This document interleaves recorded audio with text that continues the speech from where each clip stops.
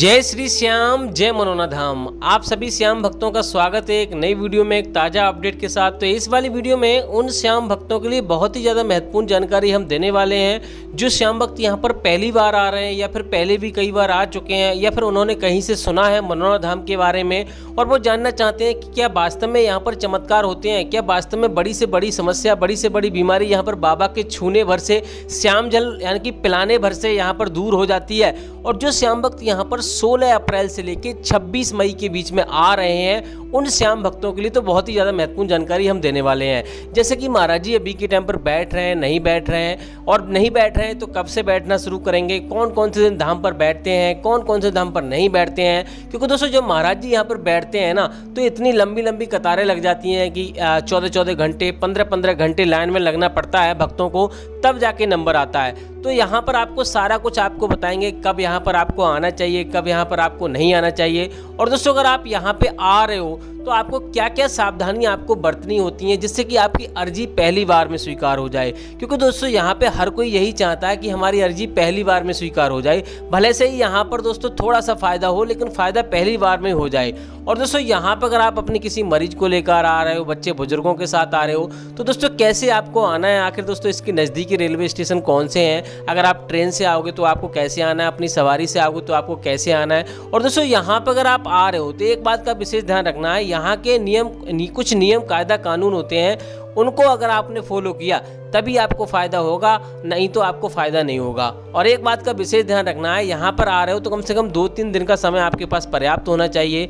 और अगर आप यहाँ पे 2-3 दिन के लिए आओगे तो कहाँ पे आपको रुकना है, कहाँ पे आपको खाना खाना है, मान लो होटल में रुकोगे तो कितना खर्चा आएगा, धर्मशाला में रुकोगे तो कितना खर्चा आएगा, यहाँ पर टोटल खर्चा कितना आएगा। और ऑनलाइन टोकन अगर आप लेना चाहते हो, ऑनलाइन अर्जी लगाना चाहते हो, ऑनलाइन श्यामजल मंगाना चाहते हो तो क्या आपको यानी कि मंगाना चाहिए नहीं मंगाना चाहिए, ऑनलाइन टोकन कैसे मिलेगा और ऑफलाइन टोकन कैसे मिलेगा। क्योंकि जिन लोगों को टोकन मिल जाता है उसको 10 से 15 मिनट में नंबर आ जाता है, ज़्यादा दिक्कतों का सामना नहीं करना पड़ता है। तो ज़्यादातर लोग यही चाहते हैं कि हमें टोकन मिल जाए, लेकिन टोकन किन किन लोगों को मिलता है, किन किन लोगों को नहीं मिलता है, ये भी आपको जानना जरूरी है। तो सारा कुछ इसी वीडियो में आपको मिलने वाला है। बस आपको करना क्या होगा, वीडियो को शुरू से लेकर एंड तक देखना है, स्किप करके नहीं देखना है, काट काट के नहीं देखना है, वरना आपके समझ में कुछ नहीं आएगा, फिर आप कहोगे भैया हमें बताया नहीं। चलिए दोस्तों वीडियो को शुरू करते हैं। सबसे पहले जानते हैं आखिर ये धाम पड़ता कहाँ पर है। क्योंकि दोस्तों सबसे पहले आपको आना होता है यहाँ पर बरेली।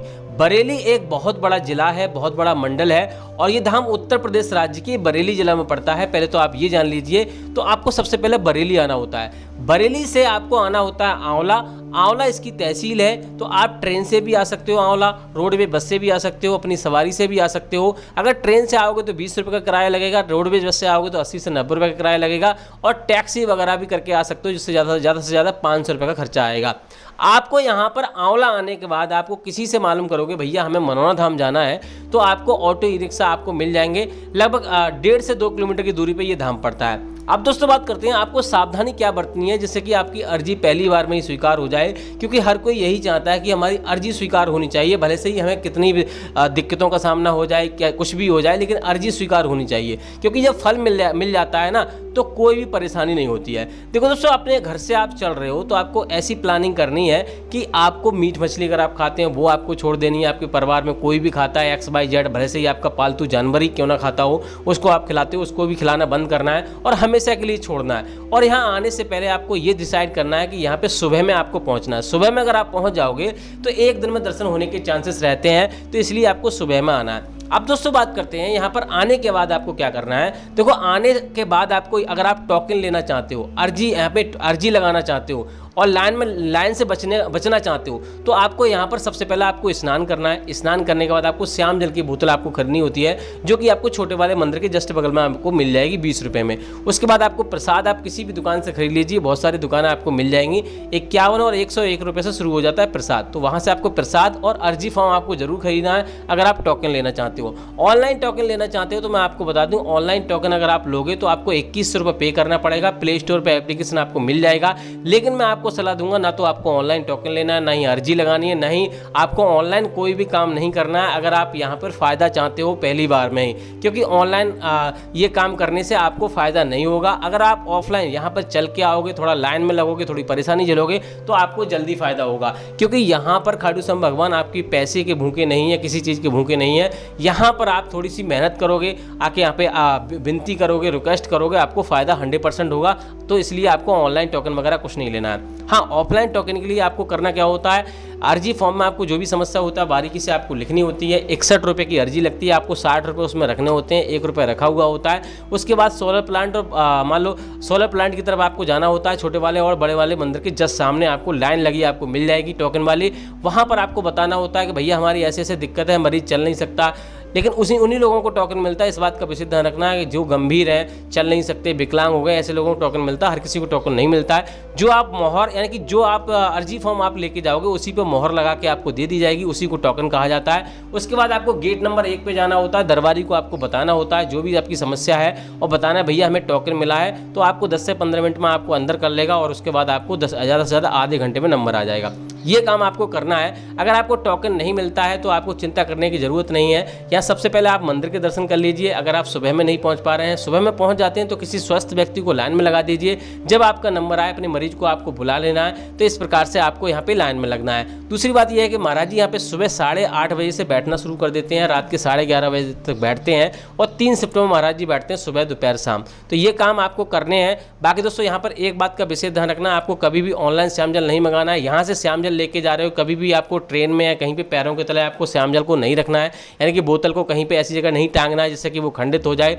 और सुबह 4:30 बजे से लेकर 11:55 से पहले आपको श्याम जल का सेवन आपको कर लेना है। और दोस्तों बात करते हैं यहाँ पे चमत्कार होते हैं नहीं होते हैं, तो चमत्कार 100% होते हैं। अगर चमत्कार नहीं होते तो महाराज जी को 10-10 लाख की गाड़ियाँ ऐसे ही दान में नहीं मिल जाती। आज महाराज जी के पास कम से कम 15 गाड़ियाँ हैं और वो सब ऊपर 10-10 लाख से ऊपर हैं, तो ऐसे ही कोई दान में देकर नहीं जाएगा। यहाँ पर ऐसे ही प्रसिद्धि नहीं हो जाएगी। एक दिन में 5-5 लाख श्रद्धालु आ जाते हैं, तो फायदा 100% होता है। लेकिन यहाँ के नियमों का पालन करोगे, सारी चीज़ें अच्छी तरह से करोगे, कोई भी लालच नहीं दोगे, कुछ भी नहीं करोगे, तो आपको 100% फायदा होगा। बात करते हैं दोस्तों यहाँ पर महाराज जी कौन कौन सी बीमारियाँ देखते हैं, कौन कौन सी बीमारी नहीं देखते हैं। महाराज जी प्रत्येक प्रकार की बीमारी देखते हैं, प्रत्येक प्रकार की समस्या देखते हैं। आपको कोई दिक्कत वाली बात नहीं है। रहने पीने के लिए यहाँ पे होटल आपको मिल जाएगा, जिसमें आपको 800 रुपये से 1800 रुपये का खर्चा आएगा। धर्मशाला में रुकोगे तो आपको 1000 से 3000 रुपये का खर्चा आएगा। फ्री में रुकोगे तो जगह जगह रैन बसेरा बने हुए हैं, आराम से वहाँ फ्री में रुक सकते हो, कोई भी चार्ज आपको नहीं देना पड़ेगा। खाने पीने की बात करें तो 150-200 रुपये की थाली आती है, शुद्ध शाकाहारी आपको भोजन मिलता है। आपको टोटल खर्चा लगभग 500 रुपये का आएगा,